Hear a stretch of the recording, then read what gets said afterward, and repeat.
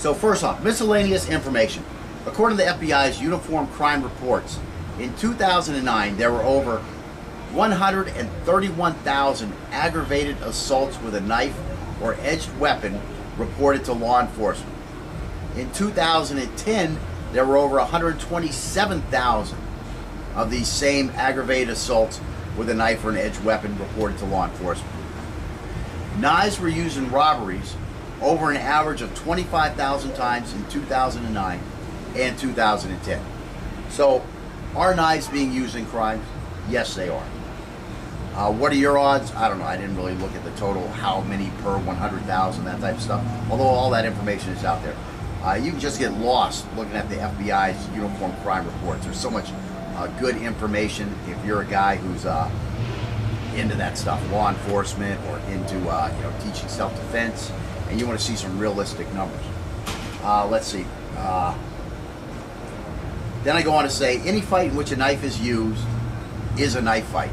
Okay? If there's a fight and there's a knife involved, it's a knife fight. Now, knife versus knife fights are less common than a knife fight where only one person has a knife. This is because once a knife attack begins, the person being attacked has little opportunity to deploy or find their own weapon. Thus, of the 100,000 times a year that knife assault occurs, usually the person being attacked needs to defend himself from the attack while being unarmed. So is it what's the word I'm looking for? Is it useful? Is it what's your C word like that? But is it useful to learn unarmed defense versus a knife? Well, I'll bet you 131,000 people in 2009 thought so, and I'll bet you 127,000 people in 2010 thought so. And again, these are the ones that are reported. If the body was killed and dumped somewhere, that one didn't get reported. If the guy was getting his bag of drugs stolen from him, he probably didn't report it either. So yeah, there's even more than that out there. And these are all people who probably wish they knew how to defend a knife attack, and do so in a manner that allowed them to kick some ass. Especially that guy who got his drugs stolen from him. He's the kind of guy involved in criminal activity anyways. He probably wants to be a tough guy anyways. And now somebody just punked him for his bag of drugs with a knife. This guy wishes he could have whipped some ass.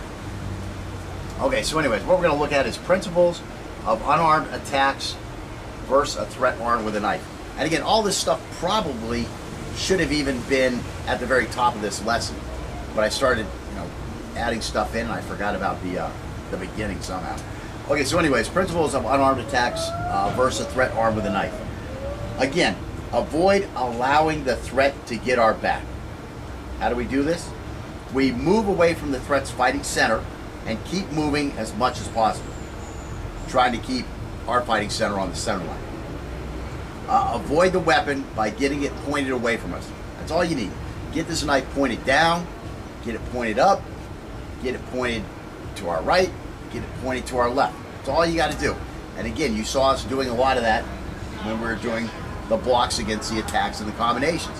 You got to strike this thing, you got to attack it, you got to intercept that weapon and get it pointed away from you. Avoid trying to completely control the weapon. This is because, unlike a firearm, grabbing the knife or hand holding the knife gives us little chance of avoiding an injury. Now again, you disarm a firearm, disarm a firearm, because you can grab the firearm itself. Grabbing it causes it to not be able to function properly. You get it pointed away from you because it can only hurt you out the front, unless the guy's using it as a club. But in general, you only have to worry about the front of the muzzle. You get that pointed away from you and you're holding on to it. That's how you keep it pointed away from you. A knife, you can't grab the knife. Your hand is sliced. You don't want to grab his wrist because guess what? He's probably going to get that knife on your wrist and start cutting you up more and more. So again, you want to avoid grabbing the knife. Again, chasing the weapon puts us back into the line of danger, and it puts us on his line of attack. I mean, you don't want to chase that knife, okay? Get the knife pushed away from you.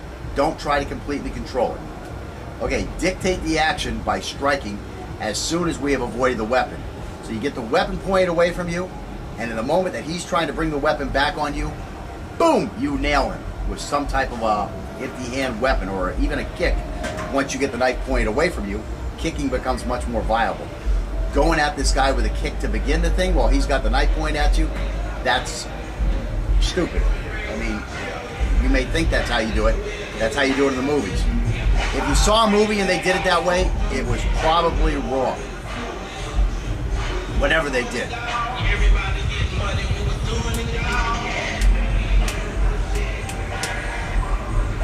Life in the hood, bro.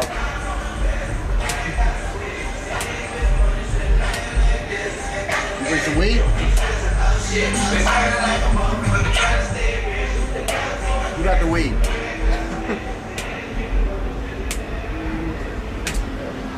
Smoke weed every day. All right, so again, 4, avoid trying to completely control the weapon. 5, dictate the action by striking as soon as we avoid the weapon. 6, let's get on a new one. Strike as immediately violent as possible in order to remove the threat's ability to bring the weapon back into the fight. And what do I always say? Fingers to the eyes, guys. Fingers to the eyes. Watch any boxing match, watch any MMA match. Guys get touched in the eyes, and these are tough guys. They go down like a bitch. And that's what you want to happen here. I mean, this guy, what's he trying to do? He's trying to put this knife in you. Guess what? If he can't see, let him have the knife all he wants. I mean, blind guys only win fights in Longstreet. That old TV show. All right, so anyways, sorry, blind guys.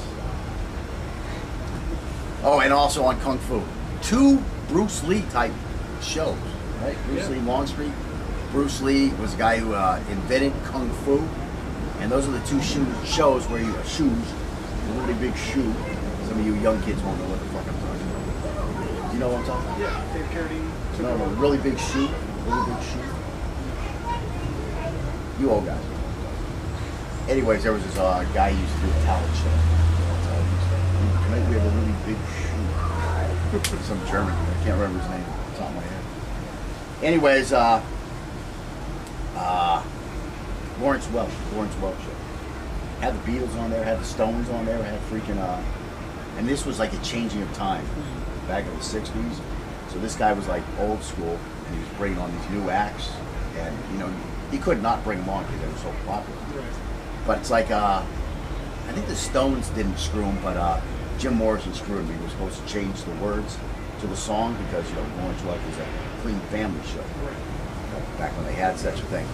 And I think Jim Morrison, "Come on baby, light my fire," I think he was supposed to change the words.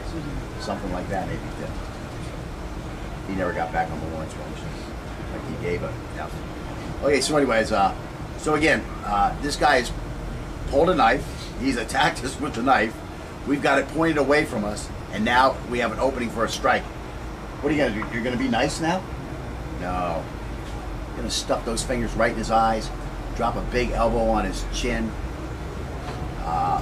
You want to slam this guy at this point. I mean, if there's a technique that you can always kill a guy with, this would be the time to throw that technique. All right, so we're going to avoid trying to use a kicking attack. Again, why do we want to avoid a kicking attack? We're going to talk about that a little more, but real quick, you don't want one of your legs to get stabbed or slashed. How are you going to get away? How are you going to avoid him? How are you going to get in position to properly deliver your attack? All right, so avoid trying to use a kicking attack is 7. Number 8, escape as soon as we have an avenue of safe flight. I love that, safe flight. And number 9, notify authorities ASAP and get our version of the story to law enforcement first. And again, that's the mom rule. Whoever tells mom first, he's the one who ain't getting in trouble. All right, so again, our interval is critical when we are unarmed and are confronted by a knife-wielding threat. We must avoid letting the threat recognize that the contact interval has been reached before we do. Fortunately, we have been paying attention to intervals for several lessons now, so we should have a good understanding of this concept and be better able to control that than the threat does. Okay, so let's see. General George Patton said, and I got this from Mark McYoung's website. General George Patton said, "Death in battle is a function of time. The longer troops remain under fire, the more men get killed. Therefore, everything must be done to speed up movement." If you got a big knife hole in your leg, that ain't gonna help. Okay, this concept is critical not only to our chance to dictate the action, but also for our chance of survival when we cannot fully dictate the action. An unarmed CQB versus a weapon, getting past the weapon immediately so that we are in a position to neutralize the threat or escape is critical to survival. And again, you can ramp this up to a more macro type thing. It's like an ambush. You got to get out of the kill zone. Okay? You got to come and attack the problem, not just defend the weapon that's firing on you. Okay, the problem is that we will rarely have the ability to ensure complete control of the weapon before attacking the threat. Fighting for control of the weapon means we will remain under fire for a longer period of time, and this is a danger we must avoid. Instead, focus on momentarily getting the weapon out of play, again pointing away from us, and then attacking or maneuvering the threat in order to secure escape from the area. Now again, a nice strike to the jawbone to knock this guy out, that's great. Also, a big check on his shoulder to turn him away from you so that now you can get past him and get the hell out of the area, that's great too. Both of them allowed you to successfully defend yourself. So now, since we want to initiate the attack so that we can better dictate how long we remain under fire, we can use the attacks against an armed assailant from lesson 5 as a starting point. Since we are in the same stance without the knife as with the knife, there's not much new here. The difference again is both hands will be held high. And again, you know, I hold my fingers up a lot of times just because of my trapping and catching skills. I don't want to take the time to go from a fist to an open hand. It's also been told to me that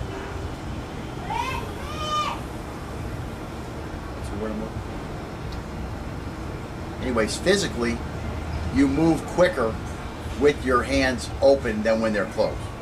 I got that from Tony Plow or somewhere along the way. You know, because that was a big thing. Students used to always ask me, should I have my hands closed or open? And this would be open hand fighting or empty hand fighting. You know, the combatives lesson I teach. They would say, you know, how should my hands be? And I'd say, well, it's up to you. Well, then I saw Blower, and he, you know, he's got a lot of money at his disposal, and has time to do all these different studies and stuff like that. And he has come up with the thing that the hands should be open. It helps you move quicker. Well, I'm willing to buy that. I recently bought into the relaxed thing is not good. You know, yes, there's too relaxed, but in general, excuse me, let me say it again. Yes, there is too relaxed. You know, when you're getting ready to fight, you don't want to be too relaxed. You need a level of tension.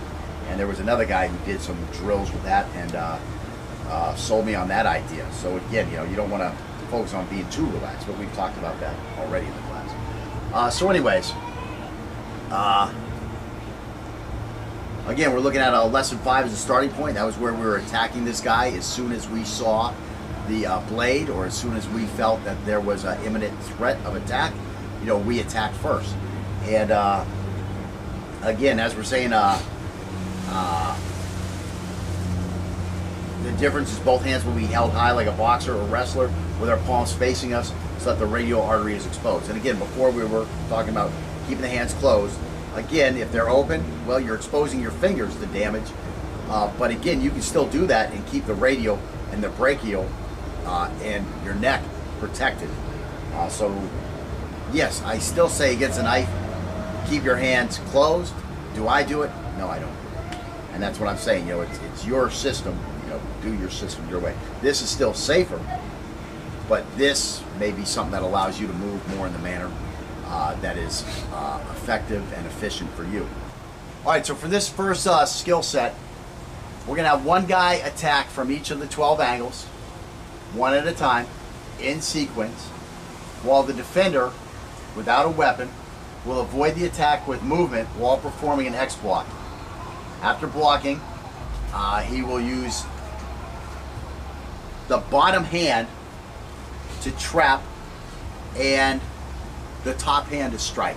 Okay, so again, we're just trying to get some muscle memory and some coordination going here. We're going to go very slow. We're going to force some movement initially. And as we move on, we're going to let the movement flow a little more naturally. Let it just come out as you find effective. But again, you have to start from somewhere. I was talking to somebody the other night, having a little argument with a guy, and he was saying something to the effect that something like layering doesn't work. I mean, don't we really layer in everything we learn? So what this guy has written me is that he does not believe in drill-based cumulative training. And yet, how do most things get taught? Well, again, we talked about the alphabet. Don't we do drills over and over? A, B, C, D, E. I mean, that's a drill, man. You're trying to memorize the alphabet. You're trying to memorize these letters. You're trying to memorize these shapes as a letter, right? I mean, that's what you do. So first you're just trying to memorize all the names, right? That's what you start. You sing the ABC song. You try to memorize all the names. So that's a drill. You're singing this song. That's a drill to memorize all the names. The next thing we try to do is we try to recognize the name with the actual shape, okay? And those are drills you have to do too. You use flashcards, right? Yeah. You hold the flashcard up and you see the letter A, a big A and a little a, and there's a picture of an apple there. And you hold that up and you learn as you're a kid, oh, A, that's an A, right? And then from there you go to first grade and you start learning the sounds that it makes. So what do? They hold the sound up and you go A, A, I mean, these are drills, okay? This is the way we learn in life. Krav Maga, what they want to do is they want to teach you a technique, teach you a technique, teach you a technique. That's one way to do it if, again, you want to be a technique guy. You know, now you got to be able to pull this technique out for this situation, and that technique out for this situation, and that technique out for another situation. That's not what I'm trying to do here. Again, I'm trying to have you a freaking response, just a response. That's what I'm trying to drill in, is a response. I mean, not trying to decipher, is it A, B, or C, or D that I'm supposed to use. No, I'm going to use this response, and I'm just going to let it flow. I'm going to be like water. I'm going to form a defense that matches the no, I want to use the water. I'm going to form the shape of the vessel that he is attacking me with. That's the way to do it. I'm not going to sit over here and go, oh, which card is it? You know, like I'm back on the A thing. Oh, I'm going to use the A card now. Oops, I'm going to use the B card now. I'm going to use the C card now. No, I'm just going to flow with it, man. What's coming at me, and that's where I'm going to fill in that void. I'm going to fill in those gaps. I am going to form the shape to handle this. And what is that shape going to be? I have no clue what that shape is going to be. I'm going to let it come out from my subconscious. I'm going to fight from the void. I'm not going to come out with pre-arranged set tactics. I mean, I do not believe in drill-based cumulative, what's that freaking word? I do not believe in drill-based cumulative training. How else do you train somebody if you don't do it with drill-based cumulative training? I don't understand how else you would do it. Even Krav Maga, you got to take a second and learn the knee kick first. Yeah. Don't you learn the knee kick? And now you have accumulated something, and then you lay something on top of it. Okay, now you want to block. So we teach you the block. Now block and grab and throw the knee. I mean, isn't that cumulative? Is there any other way to really train? I don't understand what this guy's talking about. That's how fucked up people are out there. That's how fucked up people are out there. He's with the International Combative Sciences Association. He's just a fucking idiot. I mean, these guys are idiots. That's what they are, idiots. All right, let's see. I mean, what are you going to do? You're going to hand me a toolbox full of 20 techniques? Or would you rather have a toolbox full of 20 concepts that you can integrate into any vessel that you want? I mean, that's what they talk about. That's what water is talking about, guys. That's what water is talking about. People don't even understand what the fuck they've been listening to for years. They don't even understand it. You know what I'm saying? A continuous cut. They read it, but they don't even fucking understand it. You know what I'm saying? I do. I understand. Yeah, you understand it. You've learned it. But some people, they just want to put their head in the sand, you know? What happened to empty your cup of tea so that you can taste fucking mind? I mean, you can't keep your cup this full and just dabble in what I'm showing you, my tea, and try to get this taste. No, you got to fucking pour that whole fucking thing out, come in with an open mind, and taste the new tea. I mean, I've been doing it for years. I mean, the list of martial arts I've studied, the list of different martial arts I've studied is long. You know, I mean, let's see, Taekwondo, Okinawan Kempo and Kabuto, Shorin-ryu, Ninjutsu, Kuk-Sul-Won, Tang Soo Do, Jiu-Jitsu, Brazilian Jiu-Jitsu, FMA. There's got to be a couple other ones in there. Some kind of Kung Fu I studied for a while. You said you did Wing Chun and Chai Sao. Yeah, Wing Chun. Yeah, with the Wing Chun also. I mean, these guys who get in one art and just stay with that one art and then put up these blinders to anything else. It's unbelievable. It's just unbelievable.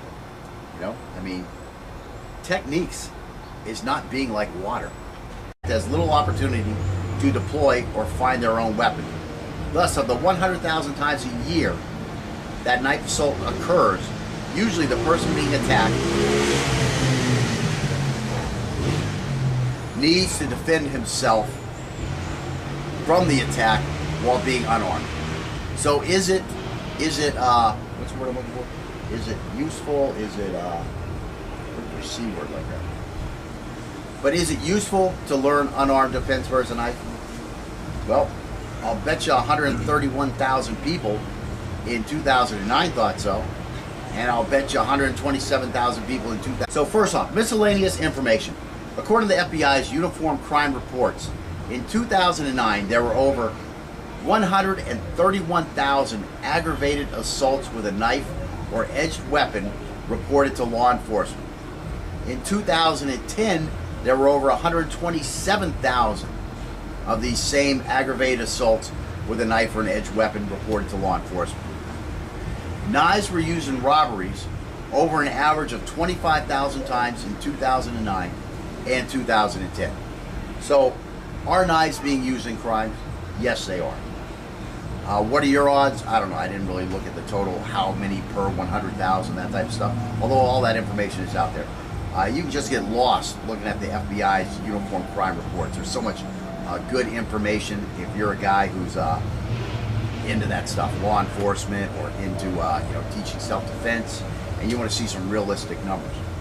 Let's see. Then I go on to say, any fight in which a knife is used is a knife fight. Okay? If there's a fight and there's a knife involved, it's a knife fight. Now, knife versus knife fights are less common than a knife fight where only one person has a knife. This is because once a knife attack begins, the person being attacked, 2010 thought so. And again, these are the ones that are reported. You know, if the body was killed and dumped somewhere, that one didn't get reported. If the guy was getting his bag of drugs stolen from him, he probably didn't report it either. So yeah, there's even more than that out there. And these are all people who probably wish they knew how to defend a knife attack and do so in a manner that allowed them to kick some ass. Especially that guy who got his drugs stolen from him. You know, he's the kind of guy involved in criminal activity anyways. He probably wants to be a tough guy anyways. And now somebody just punked him for his bag of drugs with a knife. Oh, this guy wishes he could have whipped some ass. Okay, so anyways, what we're going to look at is principles of unarmed attacks versus a threat armed with a knife. And again, all this stuff probably should have even been at the very top of this lesson. But I started, adding stuff in, and I forgot about the beginning somehow. Okay, so anyways, principles of unarmed attacks versus a threat armed with a knife. Again, avoid allowing the threat to get our back. How do we do this? We move away from the threat's fighting center and keep moving as much as possible, trying to keep our fighting center on the center line. Avoid the